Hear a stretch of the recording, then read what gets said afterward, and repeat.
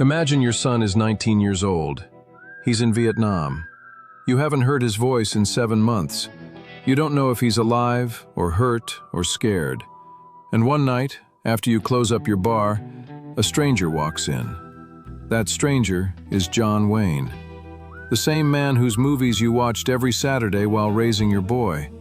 A short conversation, a quiet night. And then something happened that a soldier and his father would never forget for the rest of their lives. What was it? Here is the story. Summer 1969, Montrose, Colorado. The set of True Grit has taken over this quiet mountain town.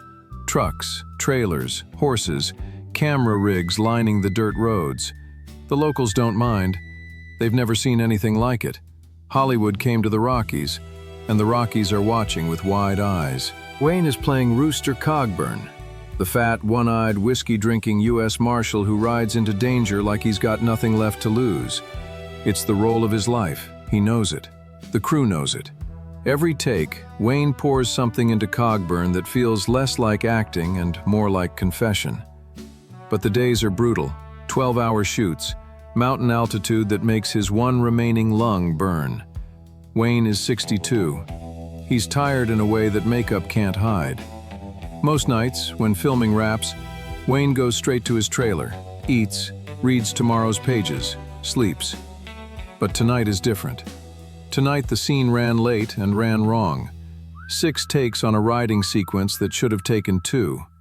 The horse fought him. The light disappeared. The director called it. Wayne is wound tight. He doesn't want his trailer. He doesn't want food. He wants a drink. Real quick, I'm curious. Drop your state in the comments. I love seeing where all of you are watching from. There's one bar in Montrose worth going to. A narrow wood-paneled place on Main Street called Harding's. The kind of bar where ranchers drink after cattle sales and nobody asks questions. No jukebox, no television. Just a long oak counter, a row of stools, and a clock on the wall that nobody ever checks. It's past 11 when Wayne's car pulls up. The windows are dark. The neon sign is off. The place is closed. Wayne tries the door anyway. It opens. Inside, a man is wiping down the bar. 53 years old. Broad shoulders gone soft with age. Gray hair cut short. His name is Clyde Harding. He built this bar with his own hands in 1951. Been pouring drinks ever since. Clyde looks up. Sees a man the size of a door frame standing in his entrance. "Kitchen's closed, friend. I'm just cleaning up." "I don't need a kitchen," Wayne says. "I need a whiskey." Clyde studies him for a second. Then he recognizes the face. Everybody in Montrose knows John Wayne is in town. But Clyde doesn't react the way most people do. No wide eyes, no stuttering. He just reaches for a bottle of Maker's Mark and sets a glass on the counter. "Neat?" Clyde asks. "Is there another way?" Clyde pours. Wayne sits down on the last stool at the end of the bar, takes a long sip, closes his eyes, says nothing. Clyde goes back to wiping down the counter, doesn't ask for an autograph, doesn't mention the movie, doesn't hover, just lets the man drink in peace. Wayne notices that. He notices the silence. In a world where everyone wants something from him, the silence feels like a gift. They stay like that for 15 minutes. 2 men, 1 bar. Nothing but the sound of a rag on wood and ice settling in a glass. Then Wayne speaks. "Good bar you got here, Clyde. You know my name? It's on the sign out front." Clyde almost smiles. "What's keeping you up this late, if you don't mind me asking?" "Bad day on set. The horse had a different idea about how the scene should go." "Horses usually do." Wayne looks at him. "You ride?" 30 years. Ran cattle outside Ridgeway before I opened this place." Something shifts. Wayne leans in. The conversation opens up the way it does between 2 men who've both spent time in a saddle. They talk about horses, about the mountains, about Montrose before Hollywood showed up. Wayne orders a second whiskey. Clyde pours it, and for the first time pours a small one for himself. That's when Wayne notices the photographs behind the bar. There are maybe a dozen of them. tacked to the wood paneling behind the bottles. Family photos, fishing trips, a wedding, and one that catches Wayne's eye. A young man in uniform, army green, clean-shaven, standing straight, the kind of photograph a mother puts on the mantle and a father puts where he can see it every day. "That your boy?" Wayne asks. Clyde's hand stops moving on the counter. He looks at the photograph. His jaw works once. "That's Ray, my son." "Where is he?" The silence stretches. Clyde folds the rag, sets it down. When he speaks, his voice is different, quieter. "Vietnam, Mekong Delta. 7 months now." Wayne says nothing, just listens. Clyde keeps talking, slowly, like he's been carrying these words for months, and they're finally finding their way out. "Ray grew up on Wayne pictures. Every Saturday, me and his mother would drive into town. If there was a Western playing, we'd watch it, all 3 of us. Didn't matter which one. If it had horses and 6-shooters, Ray was in that front row." Clyde pauses, looks at Wayne. "He watched you his whole life, Mr. Wayne. You were the reason he wanted to serve. He said if Rooster Cogburn could ride into a fight against 4 men with the reins in his teeth, then he could do his part for his country. He signed up the day he turned 18. Wayne's hand tightens around his glass. He doesn't speak. "His mother writes him every week," Clyde continues. "I try, but I don't know what to say. What do you write to a boy who's in a place like that? Stay safe? We miss you?" It all sounds so damn small. Clyde's voice cracks on the last word. He catches himself, straightens up, wipes his eyes with the back of his hand like he's brushing away a fly. "I'm sorry, you came in for a quiet drink, not a—" "Don't apologize," Wayne says, low, firm. "Not for that. Never for that." They sit in silence for another minute. Wayne finishes his whiskey, sets the glass down gently, stands up. He reaches across the bar, shakes Clyde's hand, holds it for a long second. "Your boy sounds like the real thing, Clyde." "He is." Wayne nods once, walks out. 4 days pass. Filming continues. Wayne doesn't mention the bar to anyone, but the conversation stays with him. On Thursday, before call time, Wayne sits in his trailer. He takes a piece of white paper from the desk, picks up a pen, and writes.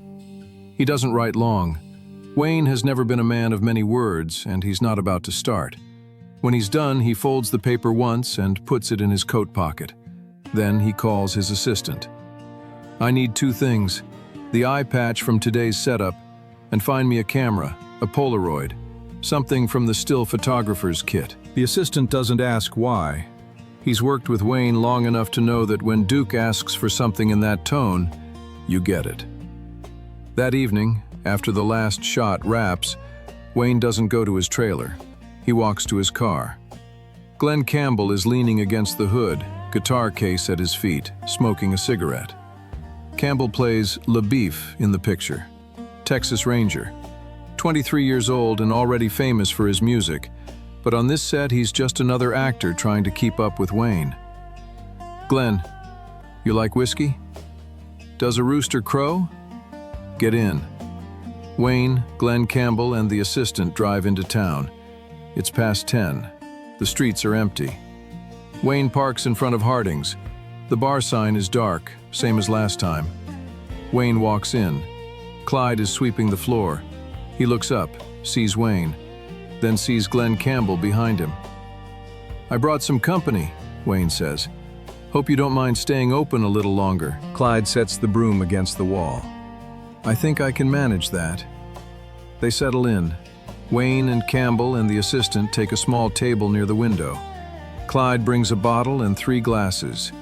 Campbell tells a story about a disastrous recording session in Nashville. The assistant laughs. Wayne listens with that quiet half-smile. After a few minutes, Wayne pushes back from the table, taps Campbell on the shoulder. "I need a minute, Glenn. Drink up. I'll be right back." Wayne motions to his assistant. They walk together to the bar where Clyde is polishing glasses. "Clyde, Mr. Wayne." I've been thinking about your boy. Clyde goes still. Wayne reaches into his coat, takes out the eye patch. Black leather, the same one he's been wearing on screen for weeks as Rooster Cogburn. The patch that will be in every poster, every trailer, every frame of the movie that wins him the Academy Award. He holds it up, grins. You said Ray grew up watching my pictures. Let's give him something to show his buddies. Wayne slips the eye patch over his head, adjusts it, turns to Clyde. Come on, get over here. Stand next to me. Clyde doesn't move for a second. Then he walks around the bar, stands shoulder to shoulder with John Wayne. The assistant raises the camera. Wayne throws his arm around Clyde's shoulder. Clyde stiffens, then relaxes. Two men, one wearing a movie cowboy's eye patch, the other wearing the quiet worry of a father. Click. The assistant lowers the camera. The Polaroid slides out. Wayne takes it, watches the image slowly appear, nods. Then he pulls the patch off, reaches into his pocket, takes out the folded piece of paper. He hands both to Clyde. The eye patch, the letter, the photograph. Send these to Ray, first chance you get. Clyde looks down at the items in his hands. His fingers are shaking. What does the letter say? Open it. Read it. Clyde unfolds the paper. Wayne's handwriting is large and slanted. The letter reads, To Ray and all the men serving with him. Your father tells me you grew up watching my pictures. That means a lot to me, more than you know. But I want you to understand something. What I do is pretend. What you're doing is real. Rooster Cogburn is just a man in a costume with a fake eye patch. You're the ones with the real grit. I'm sending you the patch so you can show your boys that Duke is thinking about every last one of you. Wear it, pass it around, do whatever you want with it. It's yours. Keep your heads down, watch out for each other, and come home. John Wayne. Clyde reads it twice. He folds it carefully, presses it against his chest. When he looks up, his eyes are full. Mr. Wayne, I don't know how to... You don't have to, Wayne says. Just send it. Wayne squeezes Clyde's shoulder once, turns, walks back to the table where Glenn Campbell is working on his second whiskey and telling another Nashville story. Wayne sits down, picks up his glass, doesn't say a word about what just happened. The night goes on. 3 men drinking whiskey in an empty bar in a mountain town. Nothing special, just Tuesday. Here's something worth thinking about.